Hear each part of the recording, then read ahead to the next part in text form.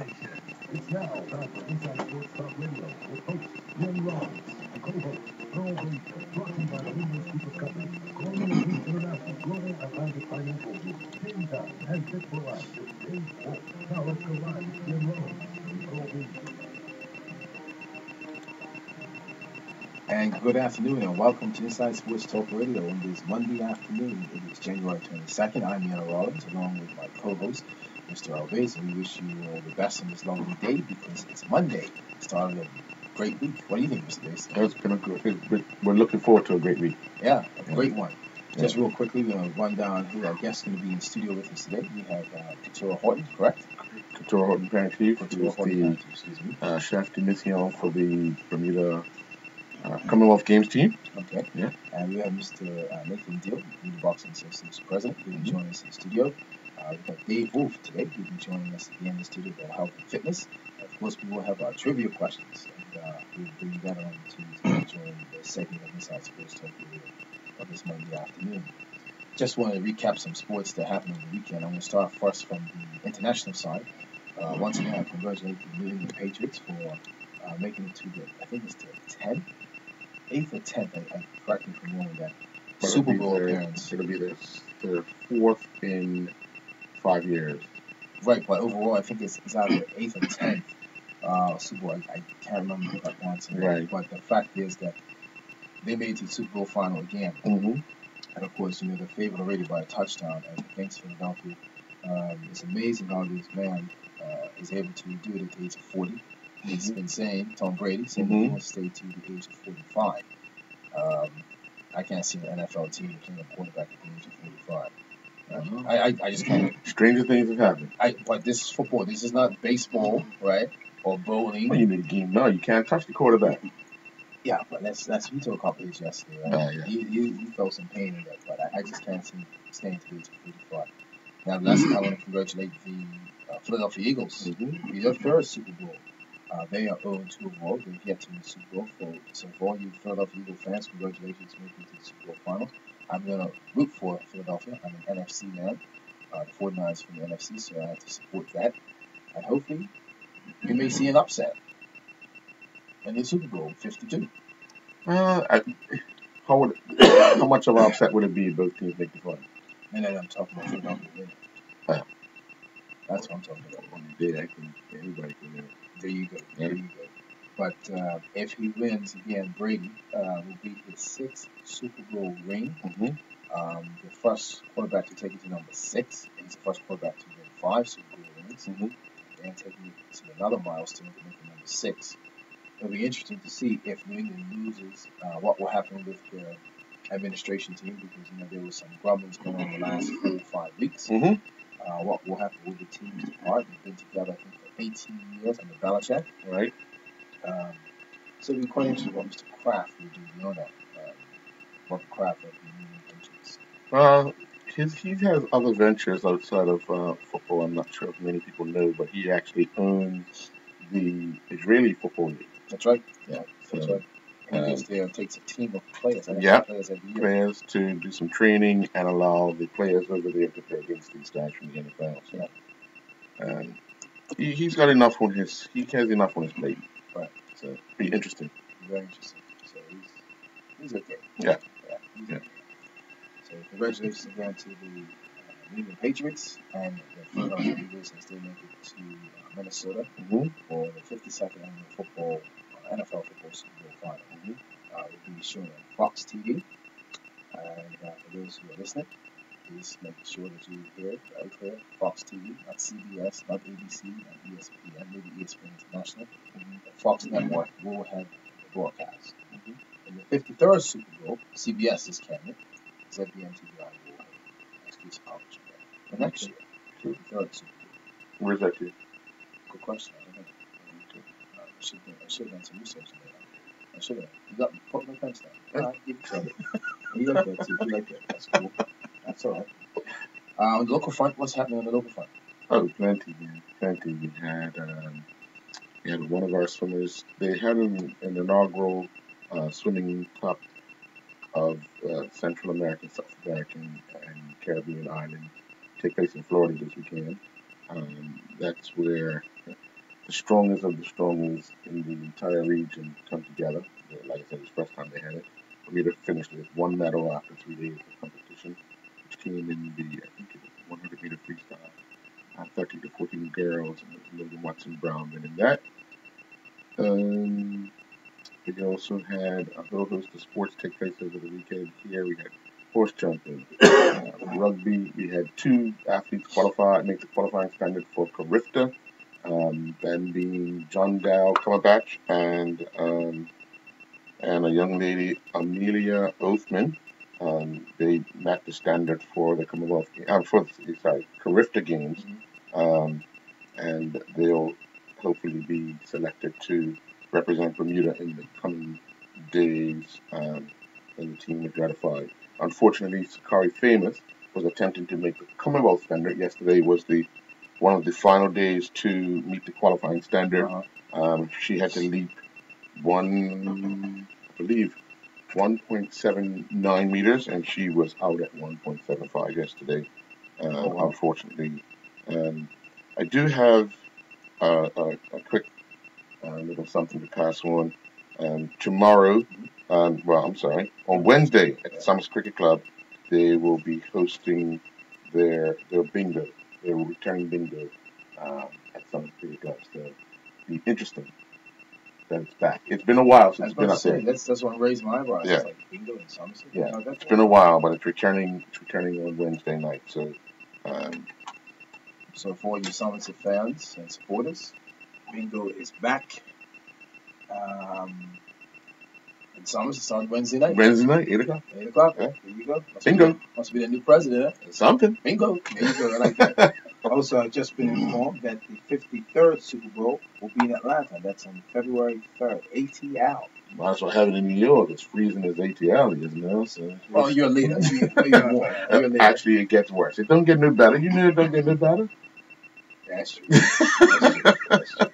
So Atlanta will host the 53rd Super Bowl in ATL February 3rd, 2019, and CBS Sports Network will carry that coverage. Ice Bowl in Atlanta. Yeah, Ice Bowl. You know, a team that host city of the Super Bowl has never had the team in the Super Bowl final. No. Excuse me. Hold on. When one of the years that New York beat Buffalo, wasn't it in New York one year?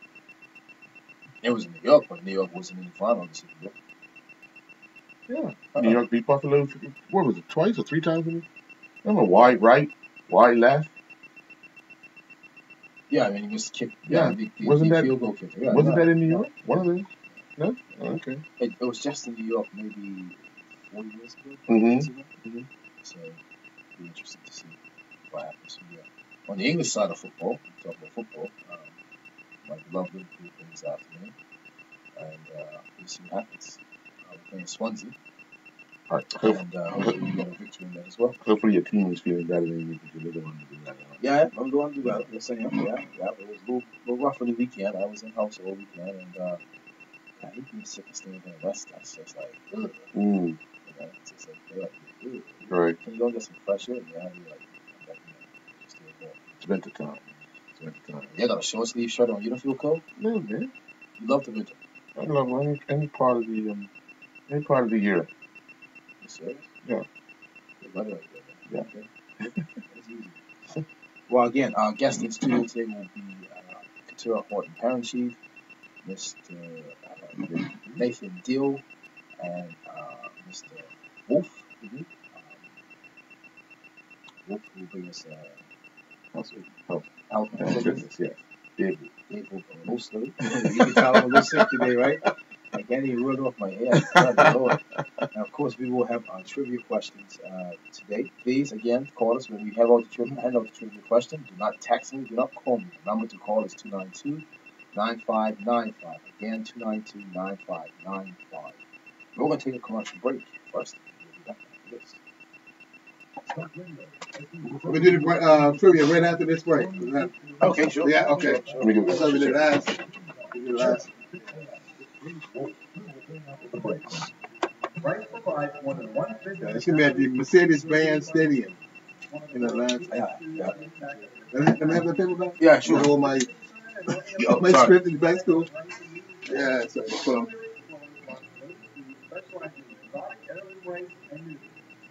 Did they say that girl that was in the gym? yeah. She's, Yeah, I was thinking, I said, I want to train her. I want to train her like her. I'm saying, all these girls gonna buddy on her. Buddy. I'm like, man, who needs a STEM master when you can have that? So it'd be interesting to ask Wolf about the person who's a game rate. That'd be a good topic to have. Yeah. You know, this guy, he was born a preemie. He was born real small, and he never able to get at all.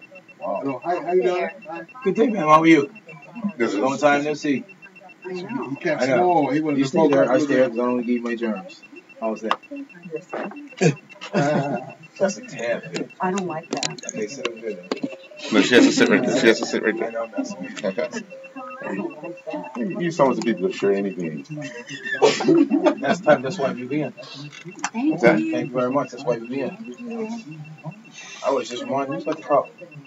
You know what I'm saying? I was gonna be the Mind you, I don't like a draw. No, these I don't like a brother. draw. Oh, they ring. Trivia next. Now, Inside Sports Talk Radio. Inside Sports Talk Radio. On Power 95 FM with host Ian Rollins and co-host Earl Winston. This weekly segment of the Sports Trivia has been brought to you by 4-Star Pizza, B.S. Cooper, and Sun Limited, Pork Nuts, Bermuda, and Sports Sauce. And therefore, we have the question, the sports trivia question. Would you like to read it? Because I It's have up to a you. voice. I'll let you read it because my voice is good and slowly but sure. No worries. Oh, yes. Thank you, sir. All right. Well, here's the trivia question, and the number to dial is 292-9595. And it is, Kirk Cooper, one of Bermuda's premier sailors, sailed in 3 Olympic Games during what years? Kirk Cooper, one of Bermuda's premier sailors, sailed in 3 Olympic Games during what years? And we have, of course, someone from the Bermuda Olympic Association in the building and looking like, I don't even know that. Interesting. Give Wow. Don the Yeah. somebody calls while we're talking. Sure. He'll know. There you go, Don. Yeah. That'll be the answer there. Again, that number is 292-9595. Yeah. You can take it Yeah. away, sir. Well, joining us now is the chef de mission for the Commonwealth Games, which will take place on the Gold Coast, April of this year. Ms. Couture, Horton Parent Chief. First of all, welcome. Thank you. I'm so excited. Yeah. Last week you had a chance to share with the media what you've seen thus far with the the Commonwealth Games and the build up to it. Obviously, the deadline is now gone for athletes, so it's now almost time for you Wait, to. has it? Well, Is it the 22nd? today is the 22nd. Man. Yeah. So it's now down to who will actually be selected, and you said it'll be about a 2-week process of sorts, so we know that part. But give people a sense of what the athletes will be facing when they arrive on the Gold Coast. I mean, these are the best athletes in the Commonwealth. So we're talking. England is separate from the UK. Yes. So we've got England, we've got Wales. They're all competing separately. We've got South Africa, we've got Canada, and we are expected to do very, very well against the best in the world. And yeah, they're the best in the Commonwealth, but let's be honest, a lot of those countries are the best in the world anyway. So they can expect some pretty stiff competition. Right.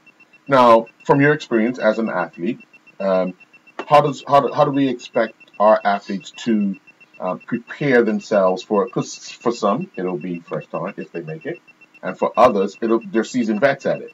So, advice to as the chef, your advice to the newcomers, the babies. You know what I mean? We can baby them, or we can place some expectations on them. Right. And if I'm honest with you, I have very high expectations for our youth athletes. We're not selecting them if they're selected because they're young or to give them an opportunity to develop. No, they're going to do well, to do their best, and hopefully to really break out of their shells as junior athletes. And we have quite a few on our long list, so I'm really excited to see how many are selected. And my advice to them would just be to understand that they belong there, and they're not being selected because of their age or anything like that. They're being selected because they will turn out good performances. Your first Commonwealth Games, what was the best advice given to you? I had none. They were like, go in there, make Jump. a final. Just jump. Make a final. And actually, my coach did say that. He said, I know this is your first time, but a lot of people are here for the first time. We need you to make a final. And I made 2 finals. So it was very good. It was an exciting opportunity for me, but that was a long time ago. And you know what? But I think the excitement of your first multi-sport games is second to none. So they'll be dealing with some adrenaline and some nerves, but I want them all to know that they belong there. Were you surprised when you arrived for your chef meeting on the Gold Coast? Were you surprised with how fast things developed there? Because obviously they won the rights, or found out they got the rights 4 years ago, or 8 years ago, 4 years ago. But were you surprised how fast things were coming together? No, I mean, these games that they're used to doing these things, they go quickly. As soon as you get the go-ahead, as soon as a country gets a go-ahead, they put all their money, all their funding, all their people behind it, and they get ready for the games. And let me tell you, the Australian people are ready. Right. The venues look incredible. The Gold Coast inhabitants are really excited to have us there. The volunteer process, I mean, there are so many volunteers that they don't know where to put them. So it'll be really great.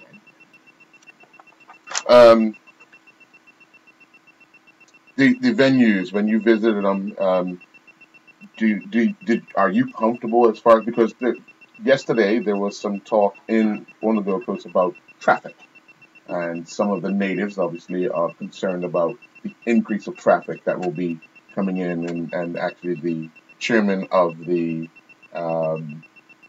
Commonwealth Games has told them, take it easy, we've got it under control. You know, I think that for any major games, there are complaints and concerns, and for some reason, they always come together and do this. So, with respect to the Gold Coast, they have actually put in a train, they call it the G-Link, and it's a local train that will take some of the pressure off of the traffic situation. Right. Additionally, they have dedicated lanes for athlete transportation, which will help us. I don't know about the locals, but they have actually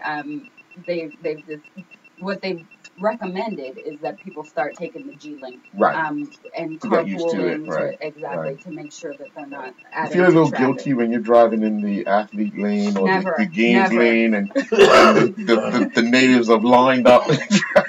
Never. But seriously, it's funny because we do this a lot, and sometimes there's a dedicated lane, sometimes not. If there isn't, we have a police escort. Right. Which, I mean, they pull people over where they are and just say, get over, there's a bus coming through. So, but you know what? I think that there are few things worse than dealing with disgruntled athletes. So I would rather get them there and get them prepared rather than dealing with that. So. What would you say would be your biggest concern about the Bermuda team going over to Australia? You know, I don't know that I'm concerned, because we don't really know what the team is. But the cool thing about this team is that, I think you mentioned it earlier, there will be a mix of experience and naivete. So, you know, I don't know that I'm concerned, but I do hope that our veterans, and we've got several Olympians and multiple-time Olympians who are on our long list, I hope that they, you know, take a young one under their wing and try and guide them through the process. But I'm really not concerned at all. What, obviously we have, can you name off the sports that were on the long list for Bermuda? Can you remember? I hope so. Okay. All right, Chef, good. There are 6. We've got athletics, gymnastics, triathlon, cycling, swimming, and squash. Okay. Thank you. Did I get a medal for that? Well, you get the first one. Now, obviously, there's pressure on you because you have to fulfill the demands of coaches and managers of these athletes who want things done when they need them done and be prepared for. So, do you feel as if you're capable of meeting these challenges? Oh, I definitely am. I don't think, this is all about the athletes and the Hmm. coaches and making sure that they come together uh, properly with minimal intrusion to make sure that they get the best result possible. So that's my job, and it's not something that I'll start when I get on the Gold Coast. It's already underway. So we've got 6 sports. We've been back and forth with what they need with respect to training camps, preparation, and I mean this is before they even know if they've made the team.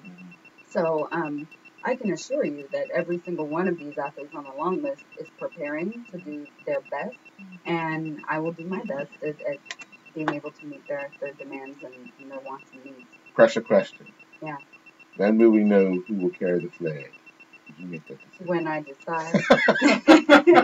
You know what? I think, I was chef de mission for Nanjing, and it was funny because you don't know those kids. Right. So I kind of made the decision based on attitude and things like that. This time, I know who would be the favorite to carry the flag. And I mean, I don't think it's any secret that it would be Flora Duffy. Right. However, Flora competes the next day. Yeah. So she will not be at the opening ceremony. Right. So I'll choose somebody else. So you'll know when I know.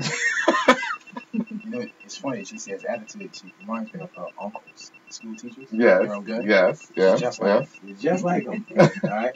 As a former athlete, does this help prepare the athletes of today, knowing what you went through, and what you make it better for them, what you went through next? I think you hit the nail on the head. I think the athletes are excited that I was chosen. I was shocked, really. I mean, I like that answer. Seriously, when I think of the, is that what we're doing right now? Can we remind everybody who has the cup? Go ahead. Keep talking. Do you want me to answer this question, or should we red and blue Finish a little talking. more? Finish talking. Red and blue. Finish talking. I mean, let's be honest. Get back. Here we go. Chef, get back, chef. They picked the winning chef right now.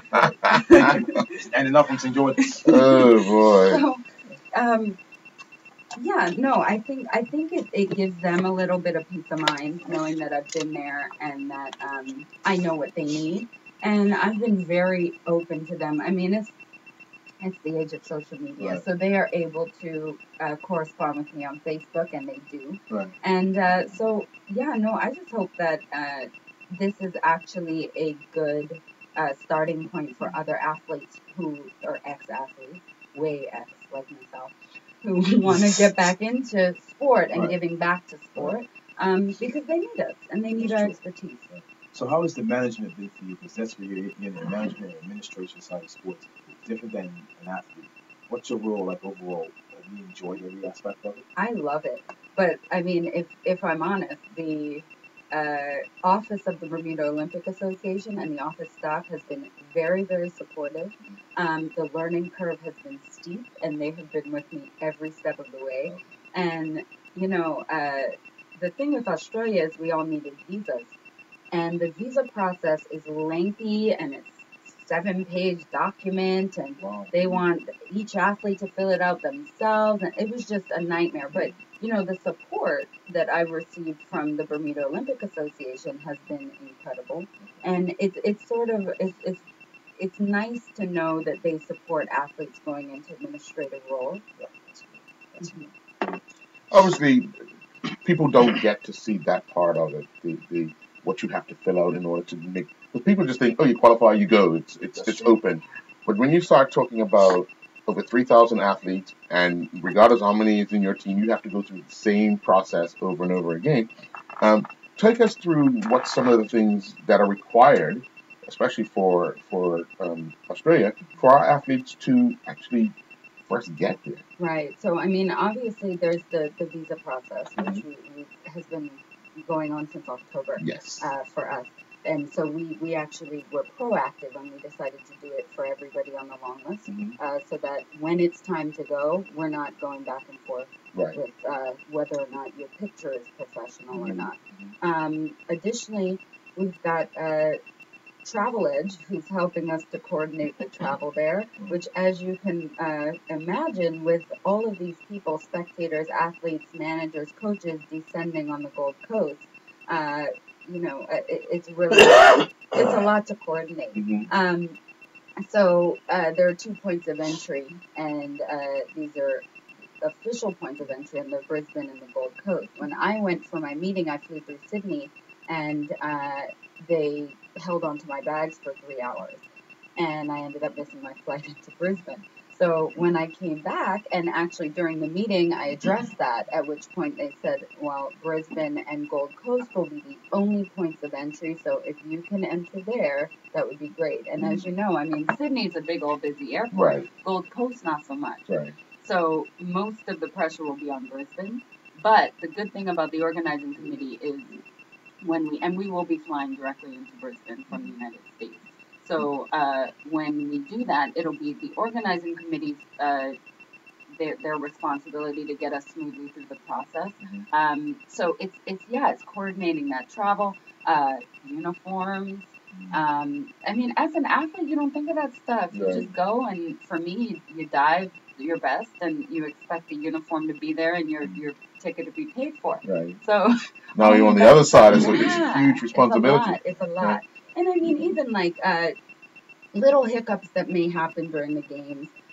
Maybe there aren't enough buses, or maybe there are delays in getting people to venues, and at that, it's the time to nip that in the butt immediately, so that when competition comes along, the athletes don't have those troubles or those stresses. Obviously, time zone's going to play a factor in this. So when you land, Bermuda's like what, 12 hours behind, or 11 hours? Yeah, I think we're 14. 14 hours. Yeah, 14. Yeah. If an emergency came about, how are you going to be able to either like right now and you have to deal with Bermuda? How do you deal with that? 14-hour difference. You mean if people are going to be at my beck and call, and Correct. I have to call Bermuda? The Bermuda Olympic Association will be on hand. They have promised me. I mean, I was in Nanjing with the team. There was quite a time difference there. But we're hoping to mitigate all of those issues before we go, from the Bermuda side anyway. But with respect to the Gold Coast, when we get there, we have attaches, we have people who are local people on the ground who can help us with just about everything. So, So You won't have the should language barrier problem. like we had in China, you mean? Yeah, and I thought I did Mexico. really well. And I mean, in Mexico, I feel like my high school Spanish took us far. Oh, didn't it? okay. Hola. Yeah. Cool, por favor. But yeah, no, it was. But those are the things that people don't know about, where you have these attaches who are there at your beck and call. They work around the clock with you. 24/7. So if there's anything that pops up, they kind of take it off your hands, take that pressure off of you. They sure do, and you can delegate. Yeah. So I mean, I can think. How many do you have? We're gonna have 4. Okay. So and they rotate. So, but they are 24 hours. They work in 8-hour shifts, and they trade off. Right. But at any given time, we'll have 4. So they sort their schedule. But I can think of sometimes we've had to go out at 3 a.m. for medicine, and to find somebody to see an athlete, and they've gone out of their beds and gotten help for us. So it's the Gold Coast is ready. Right. We need to be ready, but the Gold Coast will be ready. From the airport to the village, how far is it? So when we land in Brisbane, it's about an hour and some change shuttle in. The Gold Coast airport is much closer, but it's much more convenient, and layover-wise, it's much better for our athletes to go into Brisbane. So the extra hour in the coach, but I mean, it's better than a 14-hour layover. That's for sure. So yeah. When looking at all the logistics, and obviously we're going halfway around the world. Right. You as a former athlete, what are you looking for? Obviously, you said it just now, but the least amount of time sitting around. Look, that was for me when I went in my chef's meeting, and I'm so glad that I got to go through the exercise. I flew into Miami, then into LA. We had a 10.5 hour layover in LA on the way there, a 16-hour layover on the way back. And as I said, I flew into Sydney. They customs did not clear my bags for 3 hours, so I missed several flights to go to Brisbane. We get into Brisbane, and yeah, I mean, then you still got to do the coach. So for me, and what I worked with Travel Edge with was trying to minimize the layover time and the number of changes, because as you know, if we take cyclists, if we take triathletes, we're talking about bikes, making sure luggage doesn't get lost. Yeah. So the least amount of transfers is great, and yeah. Well, and the good thing is that you're a former athlete, so you know Oh yeah. what it takes out of your body, long flights and so forth. Which is also why we're recommending that they get there well in advance. We're trying to fly the team in at least a week in advance. When does the village open? Village opens, the soft opening is the 20th of March. Okay. It opens for athletes on the 25th. So chefs will be there anywhere between the 20th and the 25th. Okay. The athletes will begin to arrive on the 25th. Oh, okay. Okay. All right. So we have a 2-week period where your committee now goes and looks at all the times, time, scores, and yeah, and then it's decision time. Being that you're the chef, do you feel it's any more added pressure doing kind of a dual role? No, so it can't be a dual role for me. Like I have to take off my chef hat and put on my standards committee hat. Because really it's not about which athletes are easiest to work with, which personalities I mesh with, which I would love as a chef to be able to pick the people I like the best. Right. But really, no, these are completely different roles for me. What's cool though is that I can actually bring a level of expertise to the committee from a Gold Coast point of view to tell them, this is what we're expecting in each venue. This is, things like that. So the committee is a little more informed when they're making decisions. But yeah, no, we've already started getting information from the athletes, from the NSGBs, for those that believe they have reached the qualifying standard. So we've already started going through that, even though their deadline is tomorrow at 5 p.m. that they have to get all of their information in. So yeah, no, it's an exciting time, really exciting. Which do you feel more pressure about, being the chef or making these decisions? Because obviously it's down to numbers for. I don't know why you keep making these compare these things. Yeah, because really, everybody wants to get in ahead. Game time. I'm going to be very nervous as a chef. And I was telling you this before. I feel it's so much more nerve-wracking as a chef than it was as an athlete. I was in complete control as an athlete. I knew if I was diving badly, that was on me. Right. But now I'm like, well, did this kid need Powerade and I gave him Gatorade, or like what happened? What's going on? So it makes me nervous that I can't control their performances. But right now, I mean, I just got to leave that in their hands. On the standards committee side, we've got to send the right people. We've got to send the right team. They've got to be prepared. And as I said, I mean, I don't think there's a difference between a veteran and a rookie in this case. I mean, we have the same expectations for them. So, I think there's a lot of pressure either way.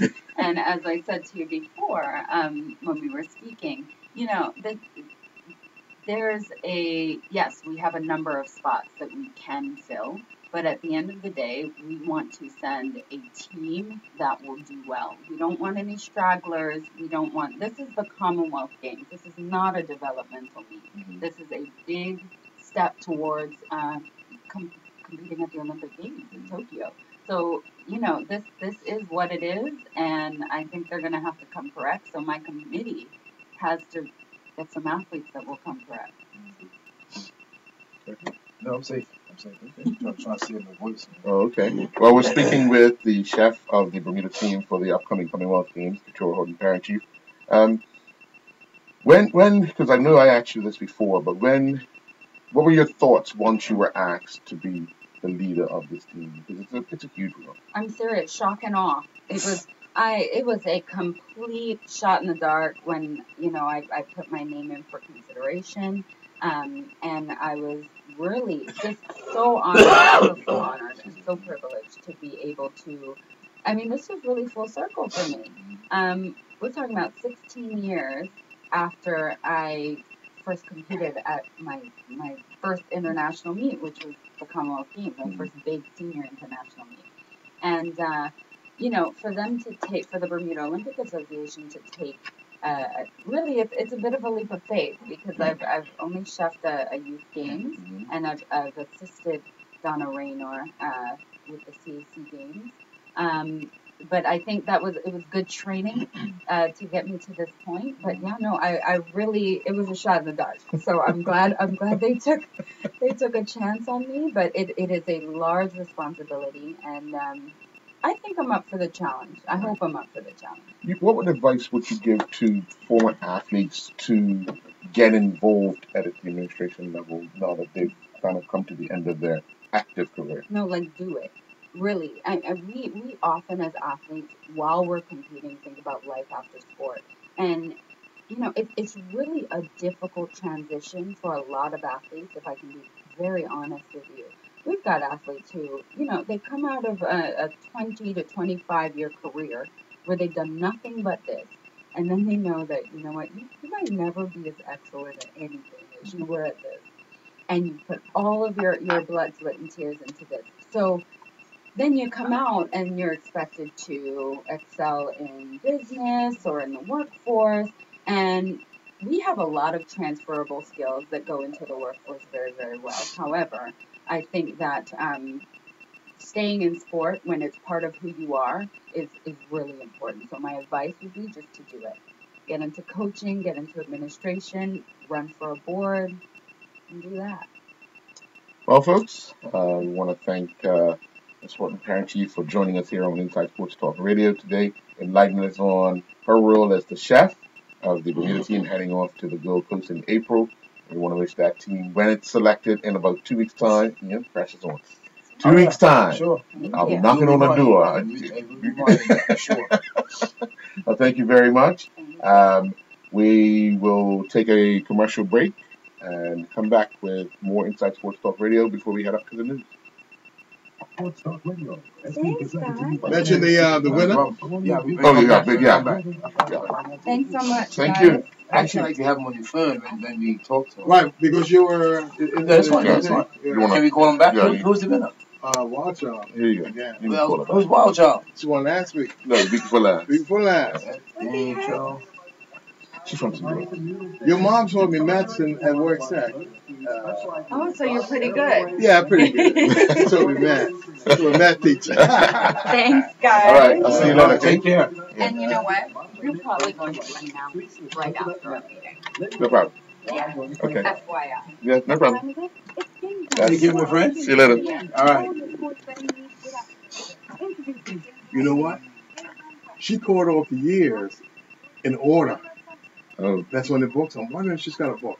Cool. Hi, Marchild. Hey, we're going to put you in the air in a minute, okay?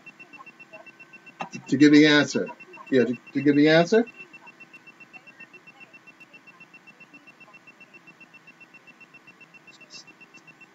Come on, get your paper. She lost the paper, not so good. Threw in the trash. But she got them right. She got them right. okay. What is it? 19 what? 64, 64. 68. Yeah. 72. Yes, Okay. Let's go Hold on. on. Put you on hold, okay? Hold on.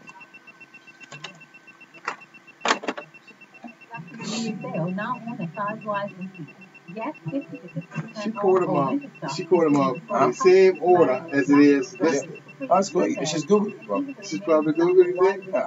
I wonder if you can Google the answer. Sure. Can? Everything's on Google nowadays, but everything. Hurry in while best selections last. To size-wise in season, 50 to 60% off sale. Size-wise in season at the Pata Plaza.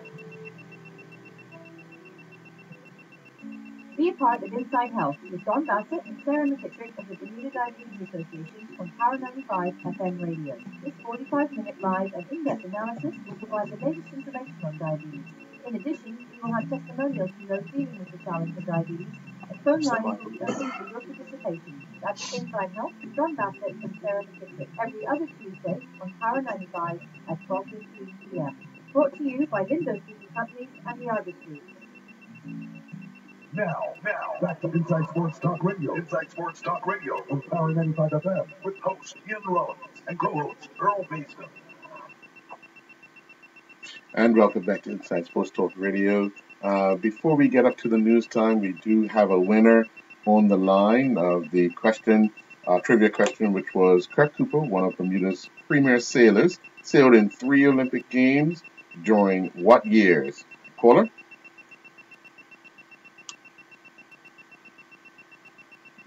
Do you have a Google near you? Congratulations. Yeah, Mercy, this is 2 out of 3, huh? How you doing it? That's the power of the East End. You like sports? Right. Okay, I give you credit. Yeah, come by. The winner obviously won a gift certificate by A.S. Cooper and Son Limited today. Okay. They are the sponsor for this week's trivia question. Of course, we will have trivia questions next week. Hopefully we can get another winner. Uh-huh. I see. Don't give them a chance. They have to beat you to it. That's what it is. That's true. So congratulations. Again, what those 3 years are again now? Have mercy. Congratulations. 64 was in Tokyo, 68 in Mexico, and 72 in Munich. In Munich, Germany. Yeah. That's right. Yeah. Okay, well, you can stop by the office sometime tomorrow or Wednesday and pick up your gift certificate. No problem. Okay. Courtesy again of A.S. Cooper and Son. Have a good day. Have a good day.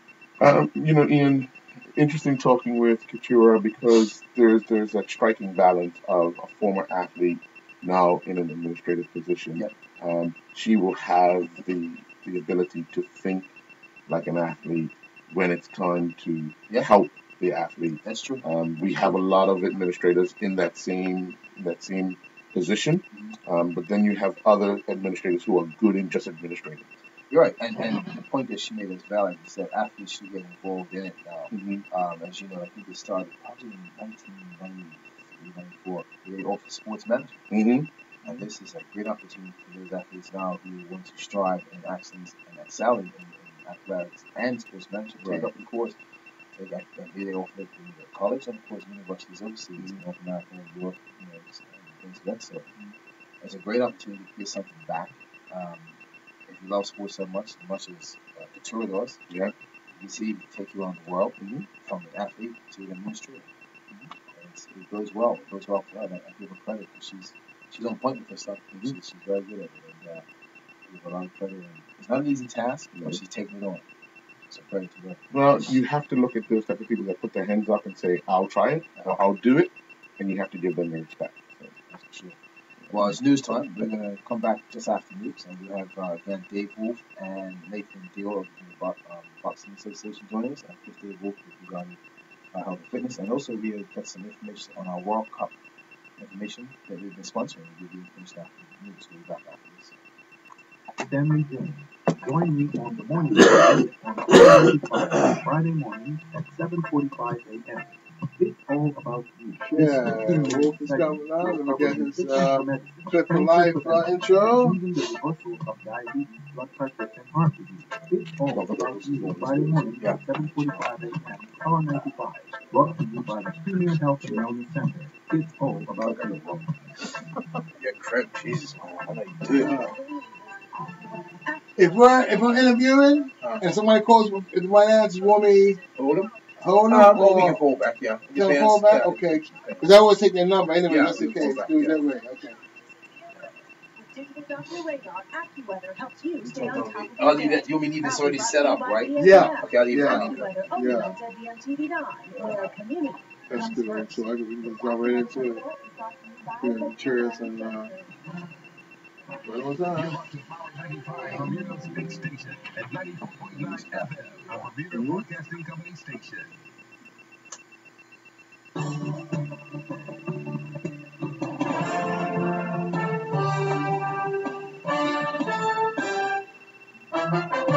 Good afternoon, everyone. I'm Tarai Trott with Bermuda Broadcasting News.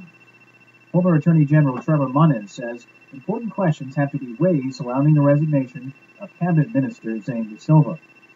Former Premier Dr. Ewart Brown and the current PLP government are at odds over the fees for MRI machines at Dr. Brown Smith's facility. Mr. Munnis wants to know what exactly is the conflict between the government and Mr. Silva, as cited by the Premier. You know, my position is that I warned the Premier that he should not have appointed Zane to cabinet in the first place. Zane was already facing a civil suit at Port Royal. That action is still outstanding, and of course cabinet are making decisions on that action, and he's sitting in cabinet when they're doing that. So fast forward to this situation. Last Wednesday, to everyone's shock and surprise, the minister turns up while his friend Dr. Brown is attacking the government and attacking the cabinet on which Zane is part. So everybody immediately said, well, he has to go. Now, from then it took until Sunday. Of course, the question with these resignations always is, did he jump or was he pushed? Mr. Bird has put himself in a very difficult situation, and it's a situation that should have been dealt with a long time ago by appropriate action. With respect to the fees, there was this decision to pay Dr. Brown a bunch of money, and presumably when that decision was made, Zane was sitting in the cabinet. Now, we need to know exactly what is the nature of the conflict that precipitated this. They're saying there's a specific commercial conflict, is my understanding. And that needs to be clarified. Exactly what is the nature of the conflict that Zane has. And why didn't he declare it before? If he did declare it before, why didn't the Premier deal with it before? So these are all the questions that need to be answered by the Premier and by Zane. Of course, we still have the Port Royal case and the Lady case sitting out. The voice of Trevor Munnis, the former Attorney General. Good news for 4 local charities who were gifted with over $8,000 each from the Green family. They are donating $33,000 to the Bermuda Cancer and Health Center, Bermuda Diabetes Association, Salvation Army, So I'm going to play and his the Lady intro. Cupid Compassionate Association, matching donations from the former members of the Princess Staff Club. Andrew Green, on behalf of the family, says, we are delighted to assist these 4 charities that continually strive to provide the utmost care to residents on the island. He adds charities depend on donations for the important work they have to do within the community. I'm Tarai Trott with Bermuda Broadcasting News. Enjoy the rest of your day. Sure. Yeah, sure.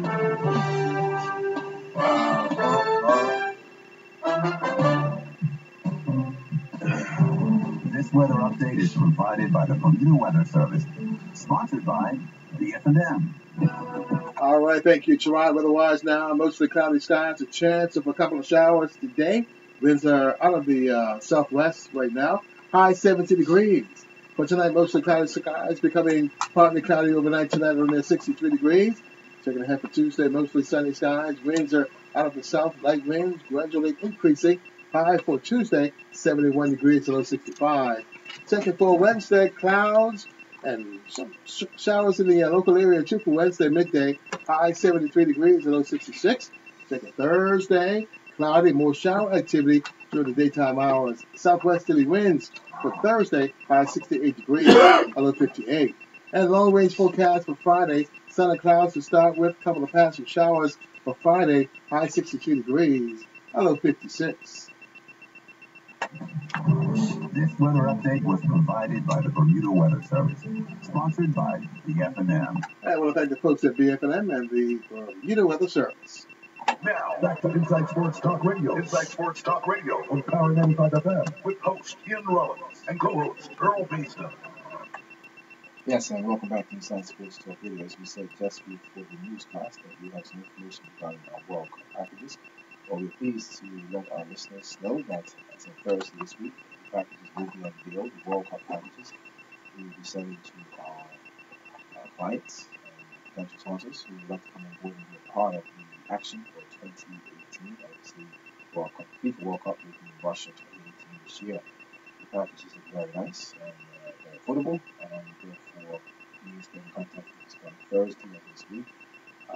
These packages are kind of interesting this year compared to what we've done in the past.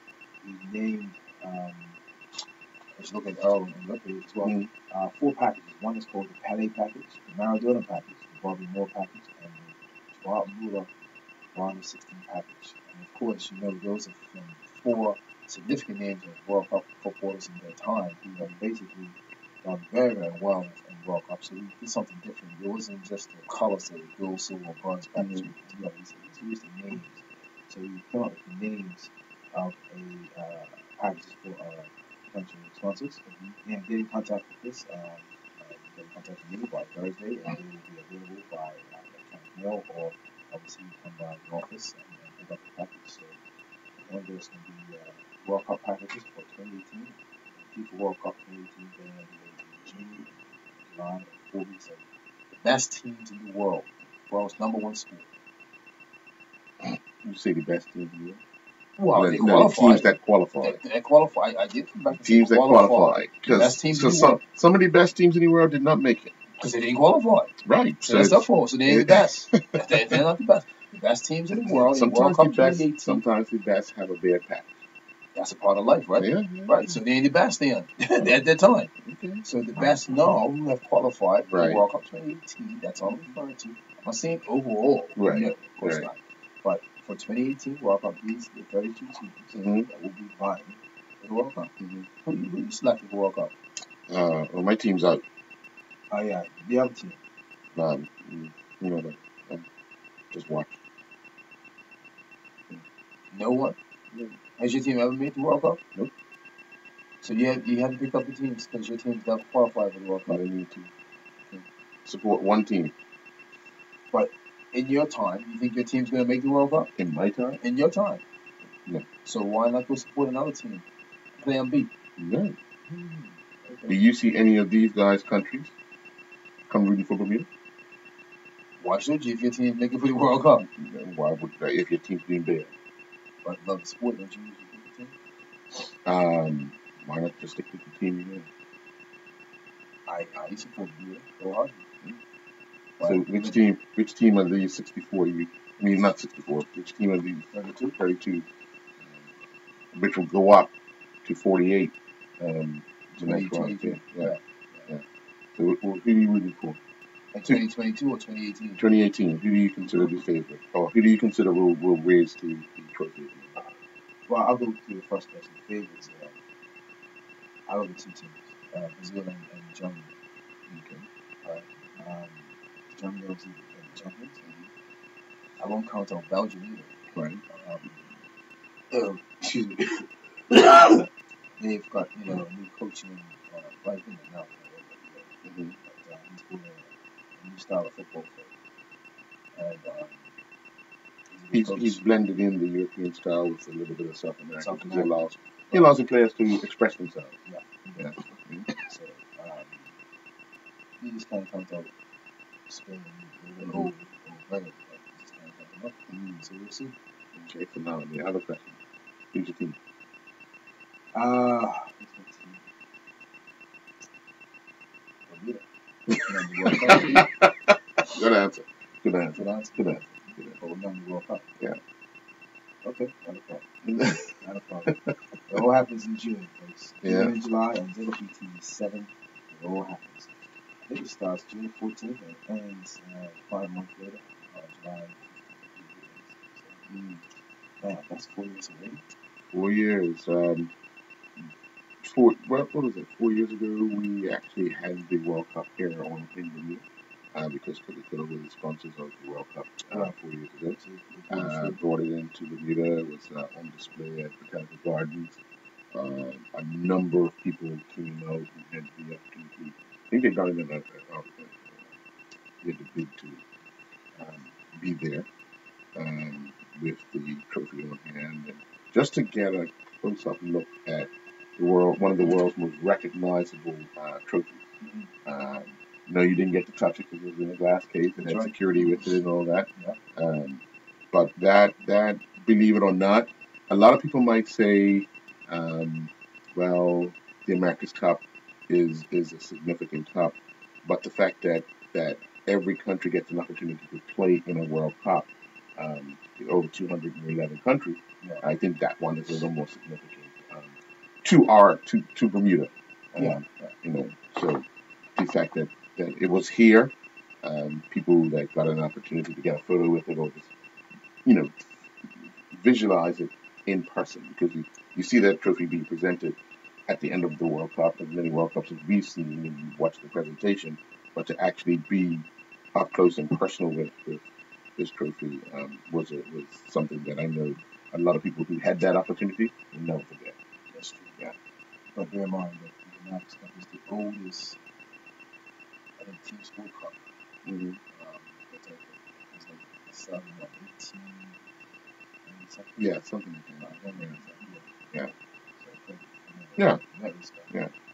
But you got to prestige, you got to get everybody involved. You're absolutely correct. Yeah.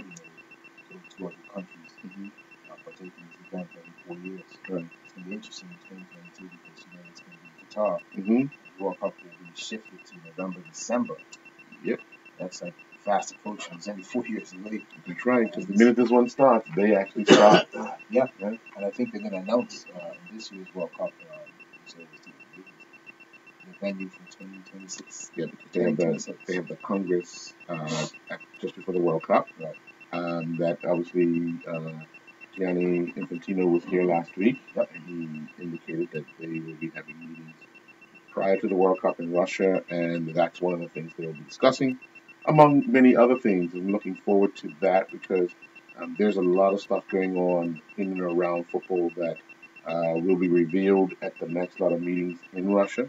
I know a lot of people's focus will be on the World Cup itself, but from administrative side and from future of what football will look like, I think a lot of people will have an eye on this particular gathering.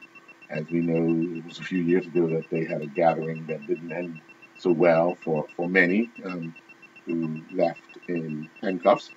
But he's hoping that image will soon dissipate and get back to football matters, both on and off the field. So, I got an opportunity to watch the press conference he had because he went down to a delegation seminar in the Caribbean. I got a chance to watch a bit of the press conference there, and primarily most of the questions that I asked here in Bermuda, the press in the Caribbean also asked those same questions, like how do you plan to level the playing field as far as getting games, facilities, and so forth. And believe it or not, Bermuda's in the same boat as most of the other Caribbean.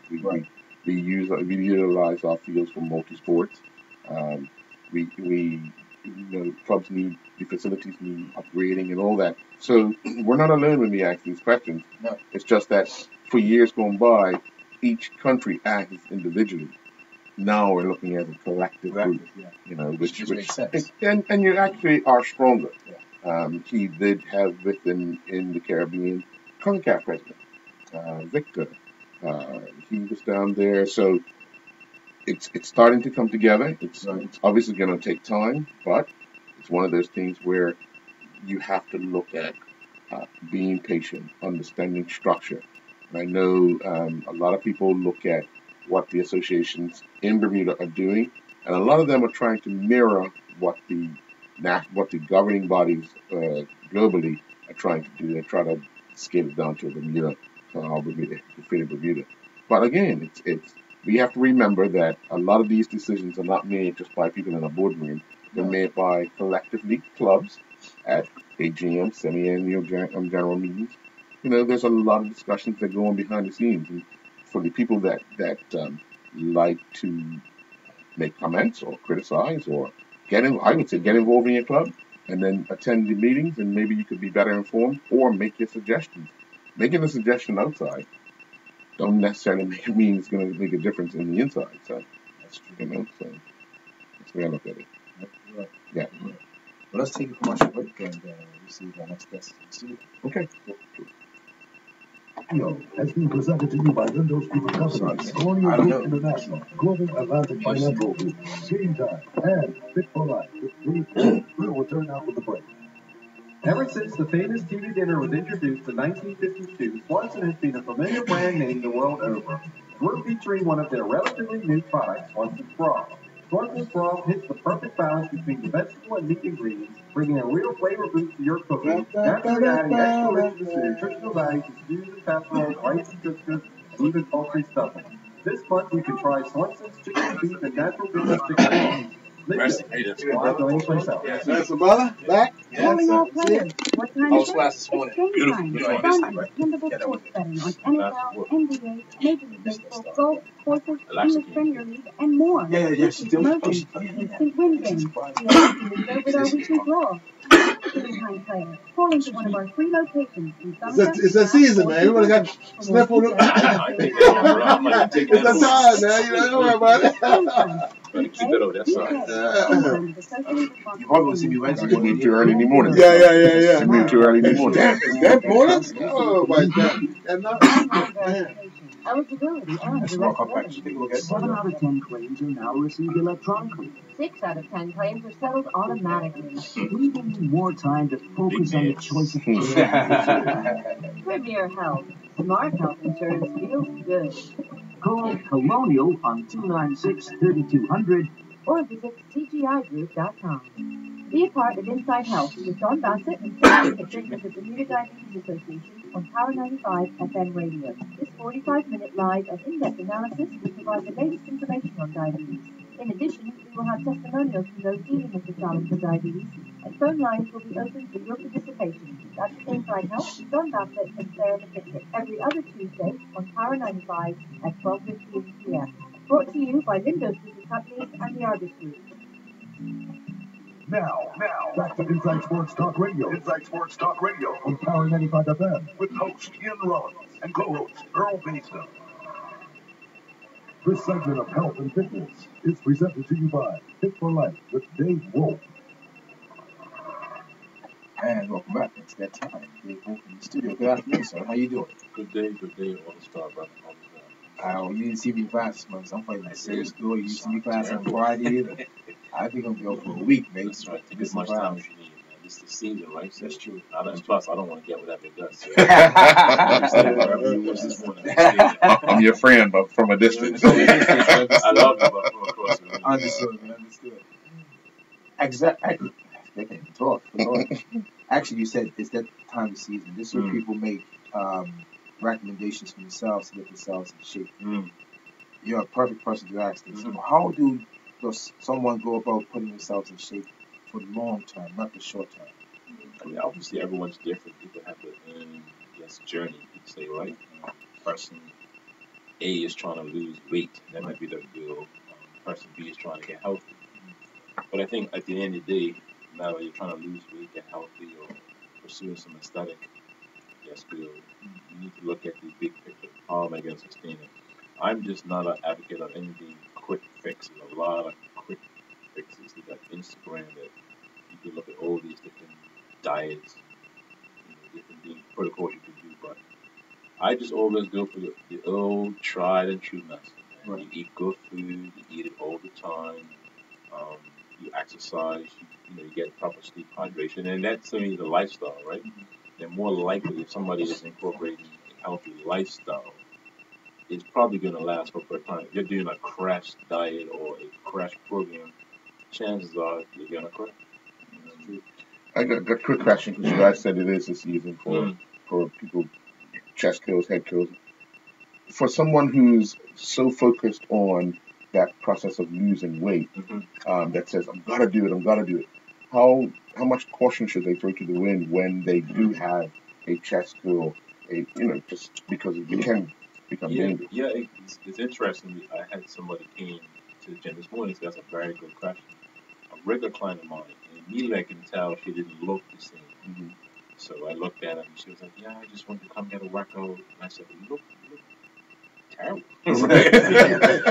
Horrible, Say girl. that to a woman, oh boy. And she said, "Listen, man, I didn't get any sleep last night. I had about 2 hours sleep. I'm battling something, but I don't want to let you down or make you think that I'm like I'm not up for it." Because we had been talking about her and her recent goals, and she went to achieve some things. I said, "Listen, man, obviously you might make this workout, but you might suffer for it later." And I was telling her that oftentimes we have people give out that last workout, the last 35, 40 minutes, and then go home and they crash and burn. So you have to be careful of that, right? You have to be very careful, and I think the old saying is sweater cool and starve flu, whatever. Yeah, You got to be careful of that. You got to be very careful. Each person is different. And you got to make a body, so you got to be smart about it. It's true that when you have a cold, your immune system just shuts down. And people try to train. Why do they take that challenge off? They think that training is going to knock it out to They them. believe sweating it out. Yeah. Most of the time. Sometimes it does work. I mean, I've worked out when I've been, when I've done low end level, but it's different. It depends on what you've got. I had it's a virus, a short virus, probably about maybe 6, 8 weeks ago, and I didn't know what it was. As a matter of fact, I actually was given some food by a friend, made the person food for me, and when I ate the dish, it just affected me. So much so I called him. I was like, "Can you tell me what was in this food? Because something happened to me immediately." And she told me it was a bunch of natural turmeric, cinnamon, like pepper, ginger, nothing out of normal. And I was like, "What happened?" Long story short, I had like a virus that went right through me, affected me physically, and I couldn't do anything. So, and I was smart to go home and rest, shut down, didn't do any training, didn't train anyone, went home and rested 24 hours. Woke up the next day, and I felt amazing. But that worked for me. Right. Usually I would try to push through it, Right. but it may have been an unwise decision that day. So be smart. Should people be telling their coach or people they're working out with that they're suffering from some sort of medical ailment as far as not feeling well, because the other people around them could be actually doing something that can actually make things worse if they don't know. Most definitely. It's funny because I back to that client this morning. I actually said to her, I said, we could do something, but in my opinion, the session will be nullified. It will be like a very muted session. I'm going to start doing things that are, low impact for her anyway. And I said, you're better off just probably going and resting. Come back another day when you're fully recovered and we can get a decent workout. So you're right. You should let your coach know, let your trainer know, so they can kind of make a proper decision. We're not medical practitioners, but Right. a decent trainer or coach would know what his client is able to output on a normal day. Right. And it's different from somebody who's just fatigued or tired, Right. versus somebody who's got a condition. You know what I mean? That's you can tell. You can tell physically by when you start a workout with someone. You can tell. You can tell if somebody hasn't had sufficient rest. I'm not calling names, but I'm gonna look at Ian's way, right? I'm not a snitch. I'm gonna look at Ian. You tell everybody listening. Right. Yeah, you can tell. You can tell if a person is just struggling with low energy. Perhaps they another thing I find that's very chronic overwork. So people understand the importance of rest. So there's rest plays an important part in the, I guess you could say, the fitness journey, if you will. So it's normally you are stressing the body out, you're feeding it, and then you have to rest it. If a person's not getting proper rest, then they're chronically working out, then they're going to get to a point where they're going to walk. And I always speak to that because he picked it up on me in, I think it was August or September of last year. I was doing Dave's class in the morning, and I was coming back in the evening. The first 2 sessions were great. He said, "Oh, cool, yeah, you're on top of this." I think we had a little break in between, but it's a holiday. Came back, yeah, you're all right. Next class, Dave said, "You been sleeping?" I said, "Yeah, we train." Just like that. He picked up his, your performance is not like your morning session. It's the evening. He said, "Don't come to me anymore." Because your performance is not the same. So you're not going to be getting the results that you want. And it's so true. And he was right. I thank you for that, to be honest. I thank you. Last weekend was the International Race Weekend, and you had people that done 3 days of running. What would you consider a recovery after 3 days of a mile, a 10K, and then either half or full marathon? What would you be looking for from a client of yours as a recovery to make sure that they have not like overdone it? Again, that's a hard question to answer because each decline will be based on the individual. So let's say we use a science behind it, and science says X amount to rest, but then people might have different conditions. So I feel like each person, like a runner, might be conditioned to run in that particular races because they've been training like that. So their body is ready for that. Person who hasn't been conditioned like that would need X amount of rest. So I think that particular case is based on an individual basis. You know, I mean, I couldn't say off the top of my head you need to get 72 hours rest after that. Right. It's hard to say for that particular case, to be honest. Would you, if somebody that was doing your class was planning to do that, would you want to have a conversation with them prior to them doing it? Definitely. You mean my particular class? Yeah. If somebody from your class said, "Listen, come out this weekend. I'm doing the mile, the 10K, and." Yeah, I wouldn't advise. I was strongly advised nothing like that. I'm a big believer that, like I said, you work out hard and then you rest hard. Right. I'm a big believer in naps. I like my naps. I try to get off my feet, take my shoes off as much as I can. So I do understand the importance of exerting and then resting. Right. I do understand that. So that's what I do. So, and I like to think I work out.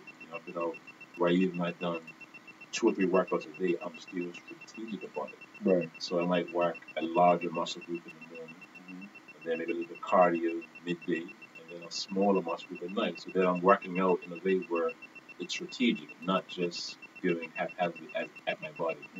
And I recognize again, my body is a temple. I want it to be able to maintain and sustain. So if I'm beating it up and not able to rest it, it's probably going to break down. I think working out, one of the biggest, misunderstanding or misconceptions that inherent in working out or exerting energy is it damaging the body, it damaging the muscles. So it's very important to make sure you're doing proper care. So we call it the hard tissue work and the soft tissue work. So hard tissue work is all the exertion. The soft tissue is the yoga, Pilates, resting, massaging, firm rolling. All those things are probably more important than the hard tissue work. Getting back to a person who's on the growth camp for the new year, you said your person likes to believe in the long-term aspect of it. How do you tell someone who wants a quick fix, like in 3, 4 months, as opposed to saying, look, long-term is worth more than quick fix? Yeah, to be honest. I mean, I think we live in a very microwave society, especially now. I think the advent of social media, Instagram in particular. People want things now. And people want it instantly, instantaneously, faster. You want faster internet, you want faster television, you want faster, phones. So, but in my experience, taking the longer route is always the better route. Taking your time is always the better route. And that's what I tell people. People come to me all the time and they have these things they want to achieve a goal by a certain period of time. And I think it's also a setup because let's say what if you don't reach it? By your timeline, then you get depressed, you get upset. How about you just take the timeline out? Then that alleviates the pressure part, and you can just work towards your goal without the timeline. You're still going towards a goal, just taking up the timeline. You know what I mean? So I think that's important to be realistic. And from that timeline, long timeline, you'll be able to be rewarded more because you'll understand it. And that's from the training, that's from the rest, that's from the nutrition. And you said to us on the previous show that all three they combine and help each other. Because most people think that the training doesn't do right, or the nutrition doesn't. You need a bit of both to take to the next level. I mean, even your body itself, you look at how muscles grow. Muscles grow in a 3-phase period. So, like you said, you fatigue it, then you feed it, and then you rest it. If you take out any one of those 3, the muscles are not going to grow because, let's say you're fatiguing it all the time, but you're not feeding it. Then it's like a car running on the gas. Right. And if you're not resting. So all those things that they play in muscle development, obviously, that has When I come to you and I say, listen, I want to join your gym. I want to. I have a 5-year plan of X, Y, Z. But I never stick to a commitment. No, I'm being honest. What are some of the things you're going to tell me that I need first and foremost to actually be a part of your organization? Well, if he came to me like that, I mean, I think that's part of the reason why people seek out a good trainer is they want that external motivation or support, right? Mhm. At least to get them there. And in my opinion, this is just my opinion, I think gyms are good for people who are already highly motivated. That's what gyms do. Right. Gyms are for people like myself who are Mhm. probably going to work out. If there was no gym, I'd go to the beach. If there was no beach, I'd go to the park. If there was no park, I'd go on the road. I'm going to work out anyway. Mhm. So gyms kind of work for people who are like that. I think the trainer becomes an important piece for people who are not so motivated. Because what it is really a relationship. Mhm. So we work on how do we find that, external, which is be me at the beginning, then we try to find something internal motivation for our clients. And we just work through it. We just work together. So that personal training relationship becomes very intimate, whether it's male or female, Right. because you're spending a lot of time together. Right. And then I see you, I see you so often. So I think just in that personal relationship, you begin to develop that type of dialogue and that type of like trust, if you will. Mhm. So I can help encourage the person. But it's not always easy. Right. People that come to you mentally stressed.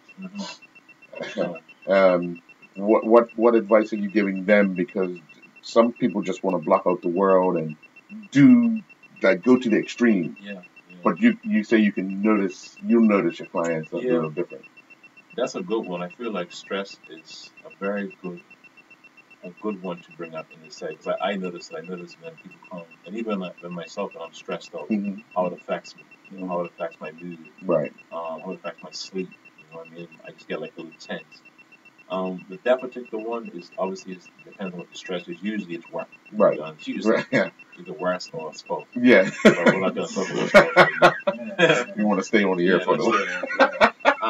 So when it's work for me, what I try to do is try to get that individual to just have some type of what I call outlet or coping mechanism. It might be the workout, it might be something else. I just think that you have to have that release valve. You know what I mean? Or even if it's just talking to your trainer or your coach, just kind of venting about your supervisor boss or your workload. Mhm. I think it's important to have that person or persons just to have that out. And if you do, it's kind of dangerous.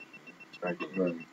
How regimented are you? Say a workout is 40 minutes, but you have a set plan in that 40 minutes, and somebody gets through it in say 30 minutes. Are you regimented to say that's it because you don't want to strain your body, or you say, well, we'll go the extra 10 minutes. It works in both ways. So I'm not. I don't think I'm not very like regimented from the example you gave. Mm-hmm. I look at people. I know what people can do. I know my clients. I know people like workers. So if a person has, I'm just doing something right now with artists. I just left artists for Mm-hmm. and I wanted to, we just did a fitness test. We had 1 week of corporate wellness challenge thing. So today we did like a fitness test, and already I can see some improvements, right? So what you're looking at a baseline. Mm-hmm. So baseline performance, and then you're looking at some progressions, and then based on that progression or regression, you're just adding on layers. So if a person is getting to the end of the workout, and I see that before they were kind of like fatiguing, now with a lot of energy, we were just progressive. Right. And if the person is regressing, then I knew, what I mean? So I'm basing it off the individual I'm seeing based on prior performance or prior sessions. But, they say a good personal trainer is always moving, which means you're always looking. Right. You're looking for indicators like, okay, fatigue, heavy breathing, person is like taking a lot of rest before they were kind of doing it back and forth. So just looking at indicators. If someone wanted to become a personal trainer but is not a people's person, like a social person, because you have to honestly, you said, you would find if you have people that are inclined to work out no matter what. Somebody might say to him, "Hey, Ian, I think you'll be a good trainer," but hypothetically, Ian's not a people's person. Yeah, Ian, you gotta stick to broadcast. No, I don't know. I don't know if they would have any longevity in that. I don't know how they do it because you know what I find what I say. I tell people all the time, and I really believe this, that I'm not in the training, or personal training, or gym business. That's not what I do. What my business is, I'm in the relationship business. That's what I do. So meaning that, so I feel like that's fundamental to training. You have to have be good people. You have to be good, relationship. Yeah, you have. That's what you have to do. So if you're not I would say if a person didn't have that skill, they would need to give it add that to the repertoire as quickly as possible.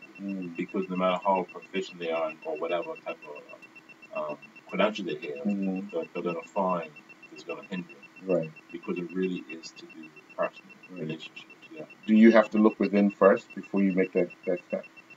In terms of what doing it? Doing it, yeah. I think so. I think so. I mean, everybody's got the, I guess, reasons why they do. I know for me personally, I looked at doing something that matched my personality and my character many years ago. I wanted to do something that I thought I would have a passion for, which was this. So that was easy for me. I think definitely that little inward look first and see if you have it. I've heard about people who don't have the personality for it. I don't know anybody personally myself like that, but I imagine it might be a very difficult job to do if you don't have a relationship development base. Yeah. All right, tell everybody how Ian's making out. And you said you like to be truthful. Ian's my boy. Ian's my boy. No. That didn't answer the question. I also said I'm not a snitch. Man, Ian's good. Ian's very good. I'm actually very happy with Ian. He's been working out with the groups I've been doing for several months. It's a nice good energy, nice group of people. He didn't come this morning, which is probably a smart decision. I didn't come Friday morning. He didn't come Friday morning. He's not coming on random sick. Oh my God. Cool. Let's get it fully recovered. Let's get a show up probably next Friday or next Monday. Yeah. By next Monday, I'll be hopefully 100%. And he knows. I think you know better to show up. At 100% as opposed to 20% or 30%. You can't do these guys like that. You're gonna fool yourself. So that doesn't make any sense. Well, let me ask you, Ian, what is the most enjoyable thing that you'd like to do during practice? To be honest, everything. Because it's a challenge. Right. Dave's workouts are very different. It's not the same workout like Monday, Wednesday, Friday. Yeah, it's circuits and it's non-stop. And it's high impact. Each station is different. Like last week, Monday and Wednesday, we did pull-ups. So I'm thinking like, okay, if I go far, well, the week before that, I'm sorry, Monday, Wednesday, we did pull-ups. So I'm saying, oh, Friday, we did pull-ups. No, there were no pull-ups. It was dips. And that's the challenge because I hadn't done dips in about 3 months. And that's the challenge to it. It just opens up your whole body and just takes you to a whole new level. He knows sometimes I mice, and I get on like last week Wednesday, I did a step up. He's like, Ian, that's not you. You're supposed to be over here. Oh yeah, I forgot. So things is like it that. one of those things that you just get so intense in what you're doing that you just want to do more of what it is you're doing, or just not paying attention to it? Because it's just like you just want to do it. You Right. just want to go, and you want to go, and you want to go, and you want to get better at it. That's how I take it on, right?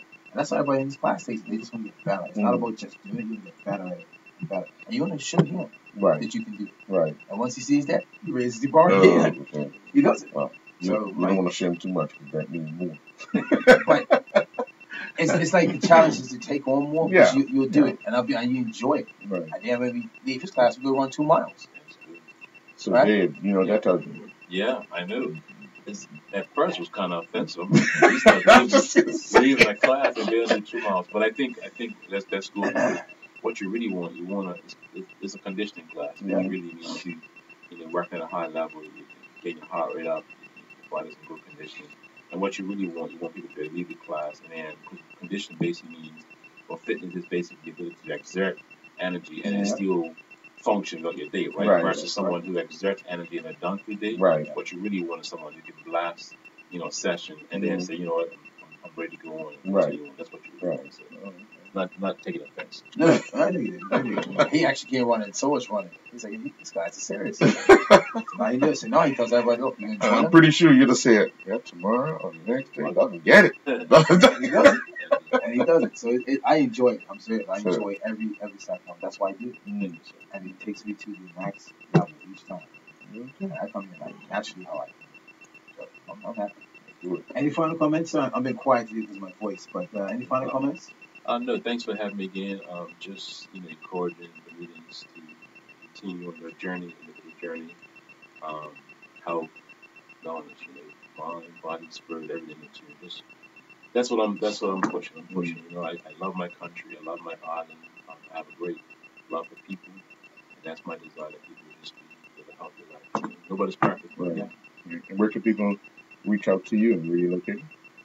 So I'm located on 135 Point Street at my own facility. It's called Fit for Life. Website's coming soon. Most people know how to find me, and I'll leave it there. Okay. I'm not a big on self promotion, Right. but I've been told I need to do a better job of that. But I just do what I do, and Right. people find me. Yeah. The day will be, if it's not next week, but week after, Week it'll after. be February 5th. You see, it's every other Monday of the month. It's the week stuff. Thanks, Dave, for joining us. Thanks for having me. All right, All right. we'll take a commercial break. We'll be back after this. Windows Group of Companies. Yeah. Atlantic Finance Super Bowl. That's why they have Super Bowl. So they game last night? Gosh, unbelievable. Yes, You have a man. good day, right? All right, sir. Have a good one. Yes, sir. Appreciate it. Yeah. Take care of them. You think so? You can't bet against Songbird. Yeah.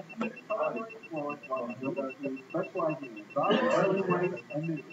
This month we're featuring a delicious lotus foods innovation. Rice packed from organic chocolate, coconut, lemon, ginger, and matcha mint rice delight. Sweet with coconut nectar. Linda, why go anyplace else? What time is it? It's game time. More opportunities to win. All your sports betting needs without the road trip. Introducing Game Time East and Game Time West.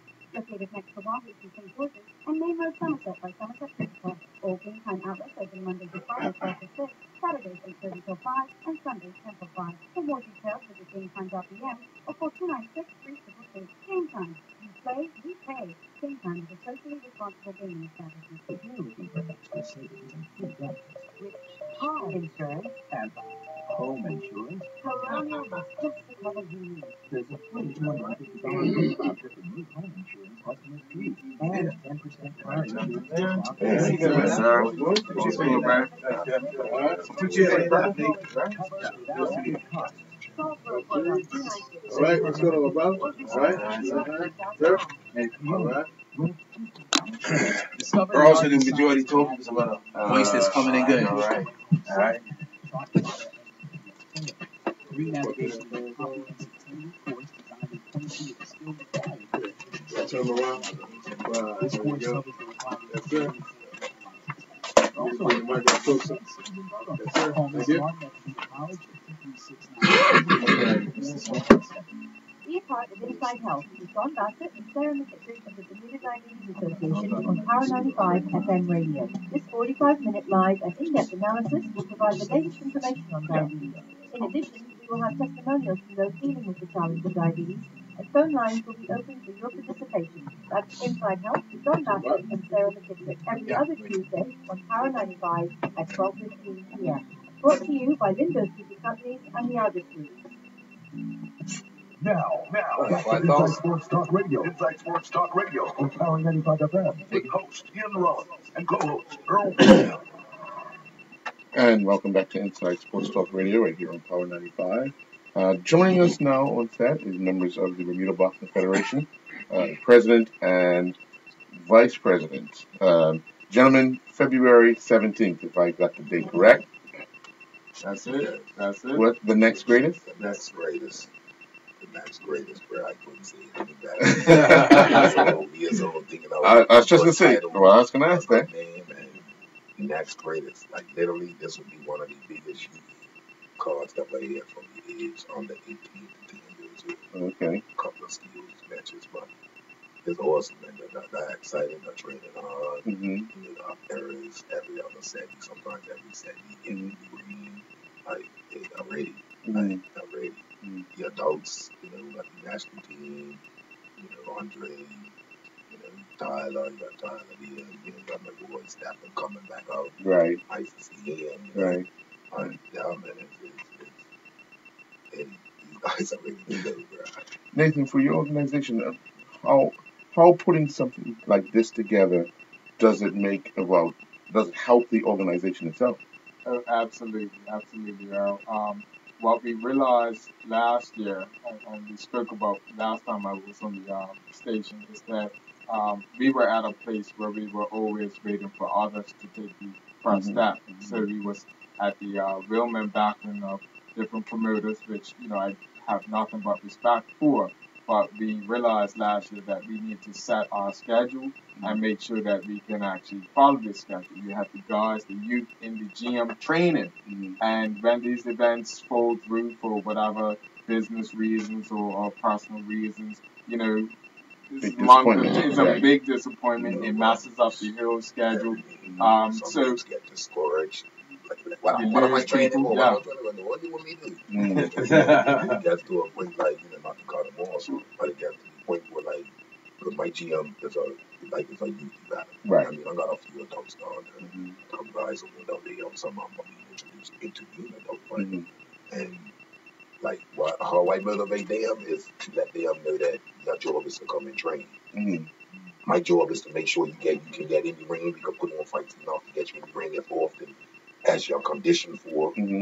All of that, because it ain't no joke. I'm a former boxer myself. Right. The level I'm at right now, I wish I was at the level when I was boxing. I would have been pro. I would have been pro at 27, and I would have stunned the world. They would have been like, no way, this guy got no real amateur fight. Where this guy come from? Right. Because now the passion that I'm absorbed from it, and seeing these youths develop from the head, from like not throwing a punch, afraid of getting hit, to like bring it on. Right. I'm like, yeah, let's do this. Right. And I have to come on board, and because even though I'm the vice president, I run a boxing gym saying it makes revenue. It don't make $1 million, but if I can put money together, vivid money, put it together, put on an event for my youth, raise money for the national team, all that there. And by me and him joining up, it was happy to say it was like a blessing. Because when I was with Debbie, we had a lot of things, but some people have their ears like yours or things, but with him, honestly, go and have your boy listen to everything I say. He takes it to heart, and he knows how passionate I am about it. Some of the things open his eyes. He's like, well, I never even thought of that. But because it's at that level now, it's at that level where we're getting 10-year-old guys. Yeah, I want to be like Nicky and better. And thus the next greatest, as in these are our future. These are the people that you're going to see at the level of Nicky and higher. Each of these participants in these events, they look at Nicky. They love the path that he is blazing for us. So we all definitely do support him. But we're talking about taking it to that next level and beyond. So we're gonna have a large night full of youth participants, our youth 17, 18, our juniors 15 and 16, and our skills and development, which are the 14 and unders. But of course, we know that people are coming to see some great fights. We have some fighters out of Canada, and what I have to keep saying, the caveat I say when we have opponents from Canada, we've seen Canada before, but they're mostly kickboxers. We are the boxing federation. So when I reach out to a GM, it's a boxing GM. It's not a kickboxing, Muay Thai GM. So we're getting some great fighters out of Canada, which is going to be some fierce competition for our national team and our fighters. Again, what we look at is more of the boxing. We're boxing purists when we're putting on the events. We're looking at events where people are leaving and they're going to say, wow, that was some awesome fights. That's some great talents. So I can't oversell people in the hype of the event. This event did truthfully drop in our lap because this event was actually going to be put on by Team Nicky prior to November 11th. Right. But after that, since his plans and aspirations had changed, the schedule had changed. And this is another, going back to the original question you asked, it's a challenge in putting on these events, especially given 2 months notice that we're going to put on an event. However, we're the specialists when it comes to boxing. So putting on a boxing event with 2 months, yes, it's a little tight. I would rather, 4 months lead up to it, but that's not entirely possible every time. So it's going to be a great event, and we're just helpful to. This has been the easiest card to put together because the GMs are behind. You don't have to reach out and say, hey, who's fighting? I mean, the challenge now is cutting down. We have too many people subscribe to it, and we're like, we don't want to be leaving at 12, 1 o'clock in the morning. Hey, maybe we'll have these guys fight next time. So it's going to be a night full of boxing. We're going to start the night off with DSA, Bermuda Sancho Association. They're a member GM of the Boxing Federation, and they're gonna have some youth doing a tournament or showcase with the Sanda Pandas program, Right. and then we'll jump into Controversy GM's youth development after school program. Fighters, we have some youth from Work Academy, from West Pembroke, from Harvest, and multiple other schools who I don't know all the Gilbert, youth. Gilbert Yes. Institute, Camille Viz, Clearwater Middle. School. Okay. All right. And he graduating this year again with secondary schools. Okay. So the intention is, we really want to highlight the youth, highlight our national team fighters, Andre Lamb, Tyler Christopher, Stephen Deal, and also use this as a platform because the next conversations will be to the Cedar Bridge. I've already had the conversations of, hey, we can do boxing for sports day. So we're looking to do that this year. And to the Bermuda School Sports Federation to say, hey, we have track and field. Let's get some boxing in there. We have Work Academy versus, so that's the future. And that's the max greatest. That's the essence. I remember when you first became president, one of the first events you had was the national championships. Absolutely. Can we see that revitalized, revisited, and put back into your calendar? The question came up at our AGM last week, and I unfortunately, to disappoint some people, we have no national championship scheduled for 2018.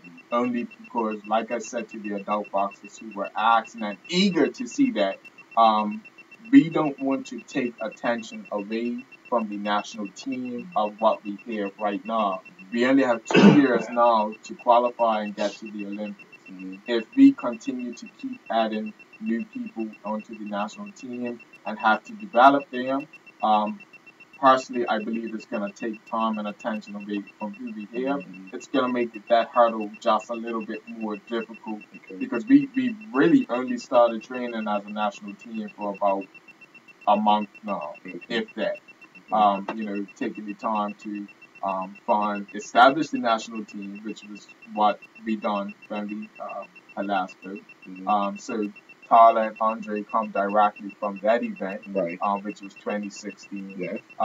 The last year was spent sorting out logistics and stuff. Where we're gonna train, who's gonna be the national coach, who's gonna be the technical, putting the personnel and the staff in place.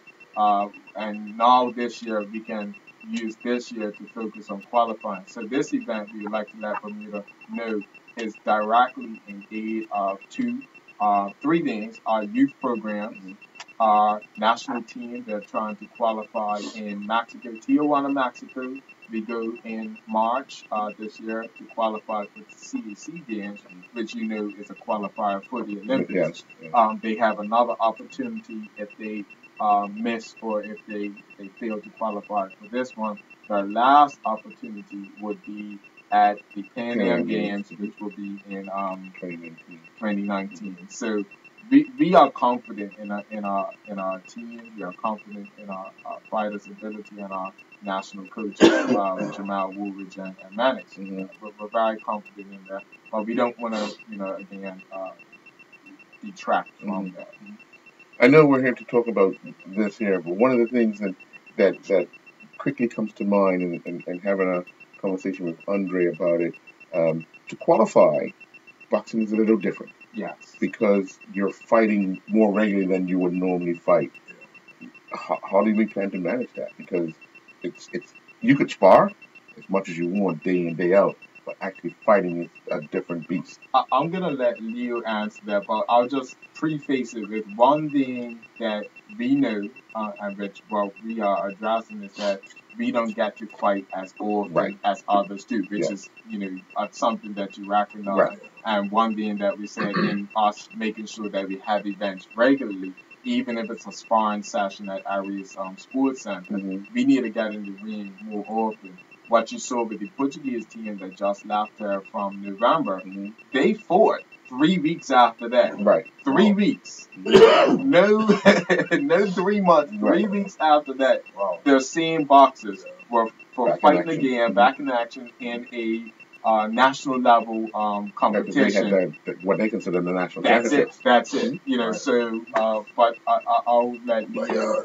hey, we need to have more events. Like you said, they need to get it green more. Okay, a lot of people want to go over there and get training, which is cool.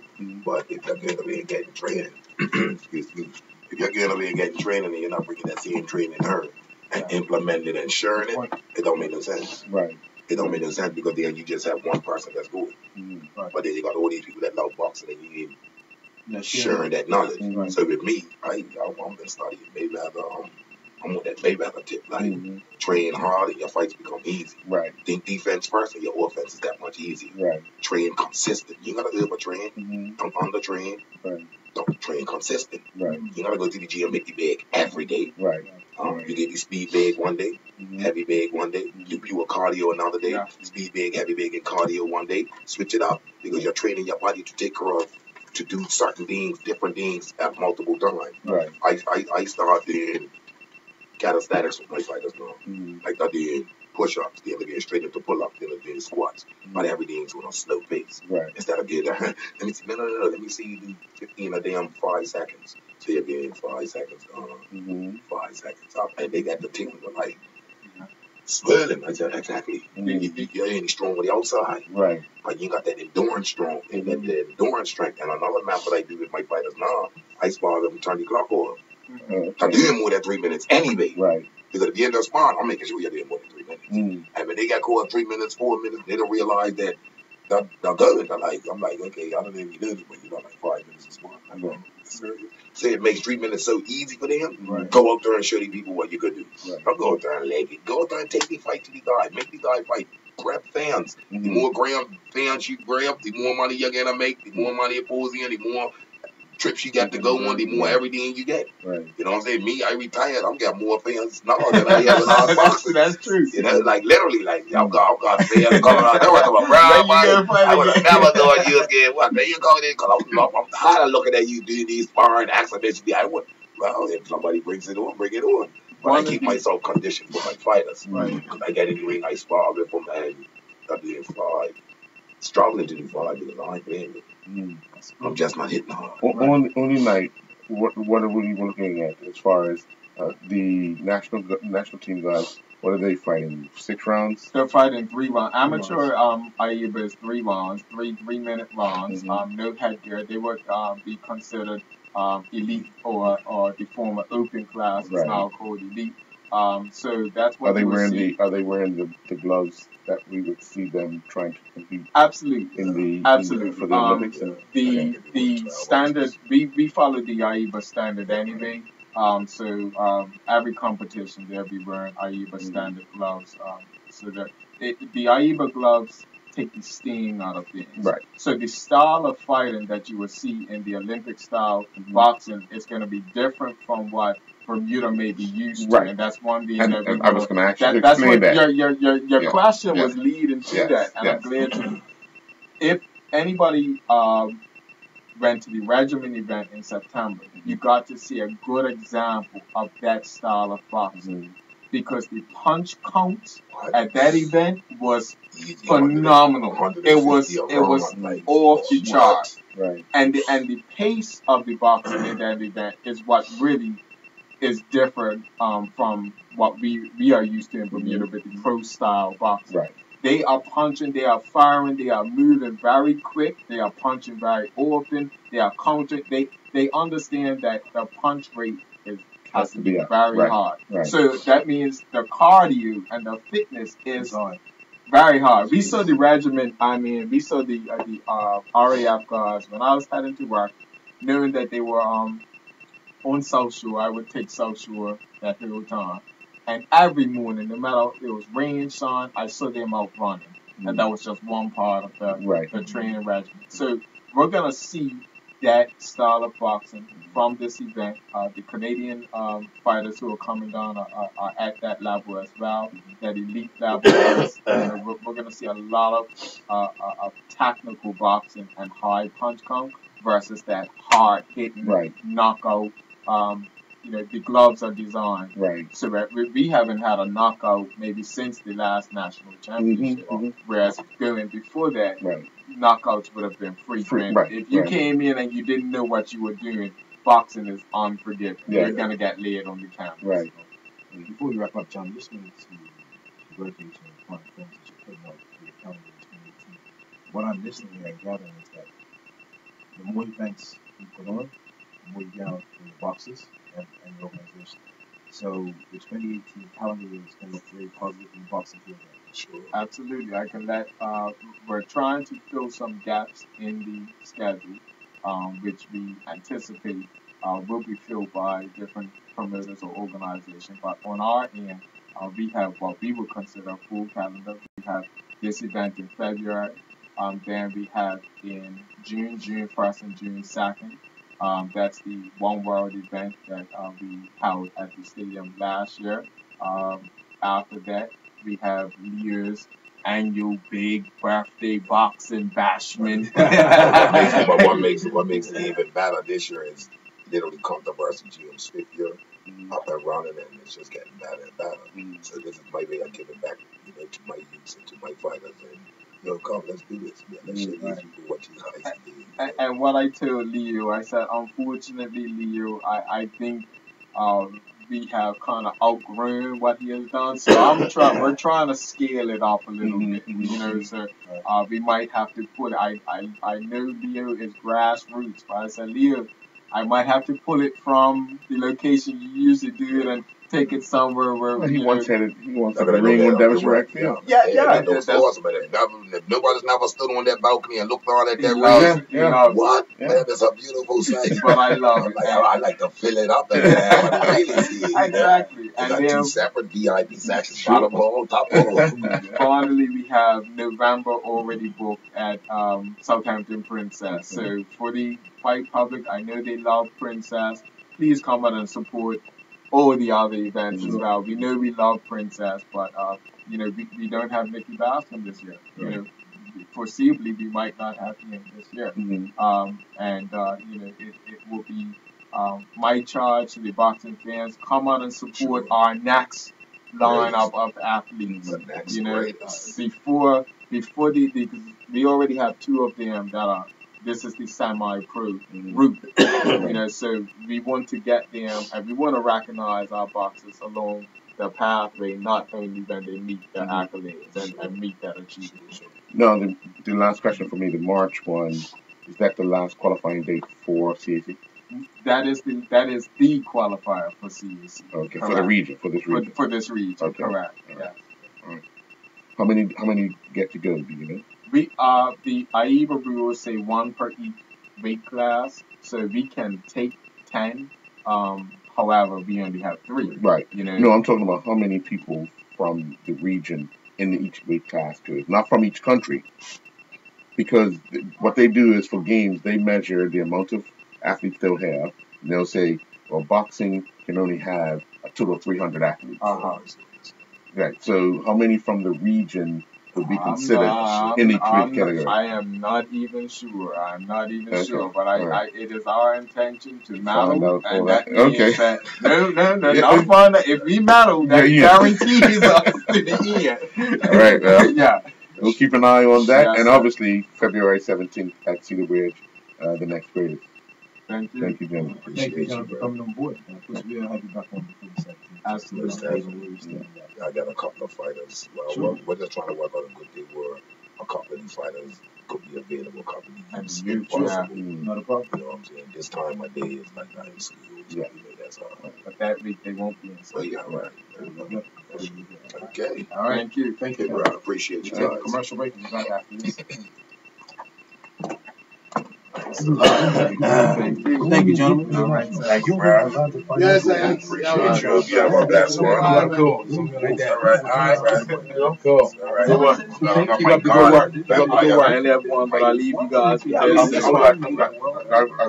taking that off your Facebook page. That's where I found it. You're one step ahead. All right. Thanks a lot. Yeah, cool. You guys enjoy the rest of your All right. day. Not a Guys, problem. take it easy, right? And we'll set you up again before the 17th. Sure, no All right? problem. No problem. When I come back, I should have your press passes. Okay. At that point. All right, cool. All right. Thanks. Take care, gentlemen. Thanks. Go. Why go anyplace else? It's interesting. This Yeah. team, the Bucks. Calling all players. What time is it?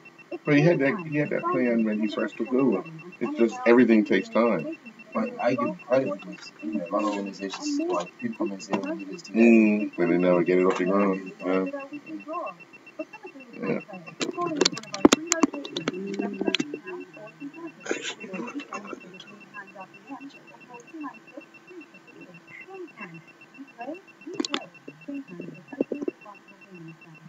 Premier Health is a smart health insurance plan that does most of the thinking for you. I hate those. About something for you to take, man. Just get in here and he can take it when he gets in. Okay. So, you got it? Yeah. Stop over at the pharmacy before you go. What's that? That was this stuff here. Let me tell you something. That quote goes overnight. Who that? People's Pharmacy? Everywhere should have it. Linders has it? Yeah. I swear on this stuff. Yeah? Yeah. I'm gonna grab some. Yeah, man. Douse. Let me tell you. That stuff here, it coats your throat. And when you look, man, you ain't coughing at all, kid. That's the stuff I use. That's all I use. I got a cough. That's it. Yep. I've never heard It's of an this. orange. It's on an orange container, orange bottle. Yeah, I've never heard of it, I'm being honest. Yeah, man. Check it out. Let me know how you make it. I will. I'll go. As soon as I knock off from there, straight to Linda's down here. Yeah. And It's got a pharmacy down here. yeah, Linda's got a pharmacy.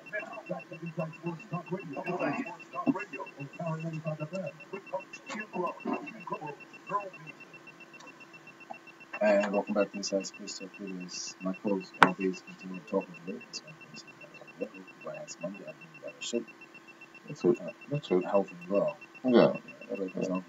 Indeed, man. Everybody has their turn. Everybody has a time.